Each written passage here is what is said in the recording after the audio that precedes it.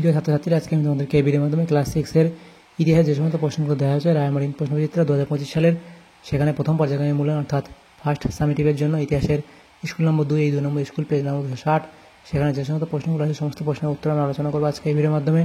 তোমরা শুরু থেকে শেষ অবধি অবশ্যই দেবে ভিডিওটা, আর চ্যানেলে যদি নতুন থেকে অবশ্যই তোমার চ্যানেলটাকে সাবস্ক্রাইব করে রাখবে পরবর্তী যে স্কুলগুলো আছে সেগুলো প্রশ্ন উত্তর পাওয়ার জন্য, এবং এর আগে যে স্কুলগুলো ছিল সেগুলোর প্রশ্ন উত্তর আমি আলোচনা করে দিয়েছি, তোমরা প্লেলিস্ট থেকে পেয়ে যাবে, সেগুলো অবশ্যই দেখে নিও। আর এই প্রশ্ন উত্তর পিডিএফ তোমরা পরবর্তীতে আমাদের টেলিগ্রাম চ্যানেল থেকে পেয়ে যাবে, সেখানে আমাদের যে টেলিগ্রাম চ্যানেল লিঙ্ক সেখানে দেওয়া হয়েছে। তো 2 নম্বর স্কুলে যে প্রথম প্রশ্ন বলা হয়েছে, সঠিক উত্তরটি বেছে বাক্যটি সম্পূর্ণ করো। প্রথম প্রশ্ন দেওয়া হচ্ছে, আদিম মানুষের জীবনে প্রথম জরুরি আবিষ্কার হলো আগুন। এরপরে আছে হরপ্পা সভ্যতার ঘরবাড়ি তৈরি হয়েছিল পোড়া ইট দিয়ে। তারপরে প্রশ্ন, ভীমবেটকা গুহা ভারতের যে রাজ্যে অবস্থিত। ভীমবেটকা গুহা ভারতের যে রাজ্যে অবস্থিত সেটা কোথায়? মধ্যপ্রদেশ।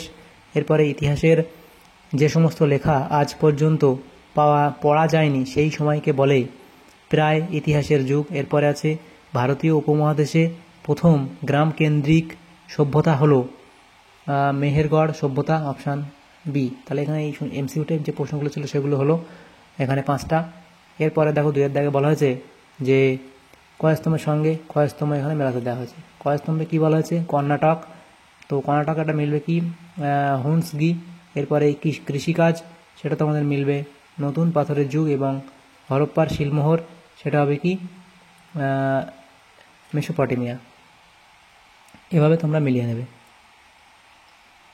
তারপরে যে প্রশ্নগুলো আছে দেখো 3 এর দাগে, নিচের প্রশ্নগুলির পূর্ণ বাক্যে উত্তর দাও। প্রথম প্রশ্ন বলা হচ্ছে, মস্তিষ্কের আকার অনুযায়ী আদিম মানুষের ভাগগুলির নাম লেখো। মস্তিষ্কের আকার অনুযায়ী আদিম মানুষের ভাগগুলির নাম লেখো। তো এখানে দেখো আদিম মানুষের ভাগগুলির যে নাম সেটা তোমাদের লিখতে হবে।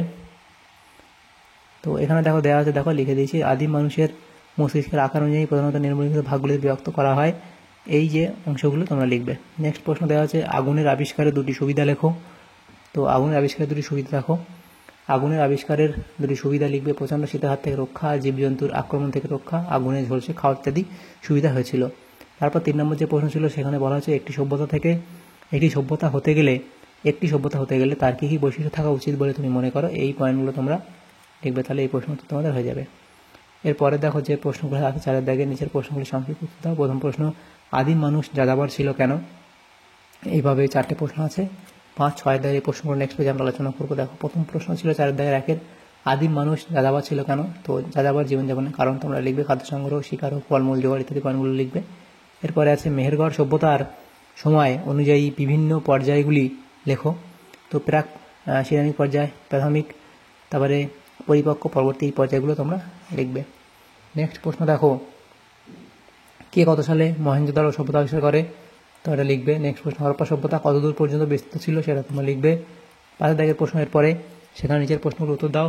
প্রত্যেকটা প্রশ্নমান এখানে দেওয়া হয়েছে 3 × 2, 6 নম্বর করে দেওয়া হয়েছে। প্রত্যেকটা প্রশ্ন 3 নম্বর করে দেওয়া হয়েছে। প্রথম প্রশ্ন, ভীমবেটকার গুহা চিত্র সম্পর্কে যা জানো লেখো। তাহলে ভীমবেটকার গুহা চিত্র সম্পর্কে এই পয়েন্টগুলো তোমরা করবে। এরপরে আছে দেখো, হরপ্পাবাসীর ধর্মীয় জীবন কেমন ছিল? মূর্তি পূজা এবং মাতৃ মূর্তি পূজা, যোগী মূর্তি পূজা এবং পশু মূর্তি পূজা ইত্যাদি পয়েন্টগুলো করবে। এরপরে 6 দাগের প্রশ্ন কী বলা হয়েছে দেখো। 6 দাগের প্রশ্নতে দেওয়া হয়েছে যে প্রাচীন ভারতীয় উপমহাদেশে আদিম মানুষের জীবন কেমন ছিল আলোচনা করো। তো আদিম মানুষের জীবন সম্পর্কে আলোচনা করবে প্রাচীন ভারতীয় উপমহাদেশে তাদের বাসস্থান, খাদ্য, বিপদ সংকুল জীবন, অসহায়তা, কর্মপ্রচেষ ইত্যাদি পয়েন্টগুলো করে অবধি লিখবে। নেক্সট যে প্রশ্ন আছে দেখো, সেটা 2 এর দাগে বলা আছে, হরপ্পা সভ্যতার নগর পরিকল্পনা কেমন ছিল আলোচনা করো। তাহলে হরপ্পা সভ্যতার নগর পরিকল্পনা পয়েন্ট করে লিখবে, জনবসতি এলাকা, বাড়িঘর, পয়ঃপ্রণালী, রাস্তাঘাট, শস্যাগার এবং স্নানাগার ইত্যাদি পয়েন্টগুলো করে এই অবধি তোমরা লিখবে। তাহলে এই প্রশ্ন উত্তর তোমাদের হয়ে যাবে। তাহলে দেখো আমাদের এখানে যে সমস্ত প্রশ্নগুলো ছিল ক্লাস 6-এর আমাদের যে 2 নম্বর স্কুল ইতিহাসের সমস্ত প্রশ্ন উত্তর আলোচনা করলাম আজকে এই ভিডিওর মাধ্যমে। তোমাদের যদি সামান্য উপরে এসে থাকে ভিডিওটা অবশ্যই একটা লাইক করবে, বেশি বেশি করে বন্ধুদের সাথে শেয়ার করবে। আর পরবর্তী যে স্কুলগুলো আছে সেগুলো প্রশ্ন উত্তর পাওয়ার জন্য অবশ্যই তোমরা আমাদের চ্যানেলটাকে সাবস্ক্রাইব করে রাখবে। Thank you, thanks for watching.